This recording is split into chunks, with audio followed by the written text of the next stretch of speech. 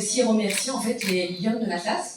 Ces femmes qu'on présente aujourd'hui, celles que vous verrez dans le film, on n'a pas pu toutes les présenter, mais on vous en présente quand même quelques-unes.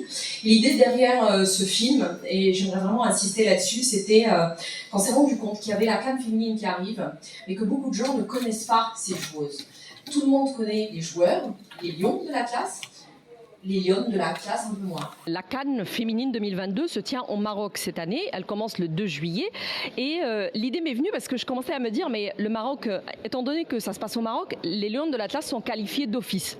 Mais personne ne les connaît en fait. On s'est rendu compte en demandant autour que beaucoup de gens ne les connaissent pas. Et on s'est dit, en fait, ça vaut quand même la peine d'aller les faire connaître parce qu'elles auront besoin de nous, elles ont besoin de leur public. Le sport féminin, de manière générale, n'attire pas beaucoup de public, mais si en plus on ne connaît pas l'équipe, c'est un peu difficile. Donc du coup on a été filmé pour présenter ces jeunes filles à tout le public et faire en sorte en fait de créer une mobilisation autour de l'équipe nationale pour qu'on puisse porter cette équipe qui a aujourd'hui besoin de nous parce que l'enjeu est très important. On est à la CAN, mais si les Lions de l'Atlas arrivent en demi-finale, elles sont qualifiées d'office pour la Coupe du Monde qui a lieu l'année prochaine en Australie. Donc c'était ça un peu l'idée.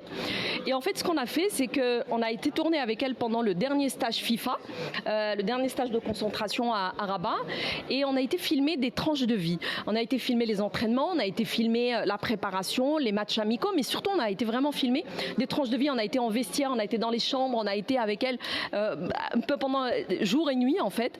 Et l'idée c'était d'écouter leurs histoires. On a écouté leurs histoires, on a voulu les raconter parce qu'on voudrait tout d'abord les présenter et deuxièmement faire rêver d'autres petites filles, d'autres femmes qui regardent et qui peut-être jusqu'ici pensaient que le foot n'était fait que pour les garçons. L'idée nous a plu dès le début, nous sommes très fiers d'avoir accompagné cette très belle initiative et ce beau documentaire qui va permettre à l'ensemble des Marocaines et des Marocains de découvrir notre équipe nationale féminine de football, surtout à la veille de la CAN. C'est un moment très important pour elles et c'est vraiment notre devoir et une grande fierté pour nous d'avoir soutenu ce documentaire réalisé par Aziza Netsibeha.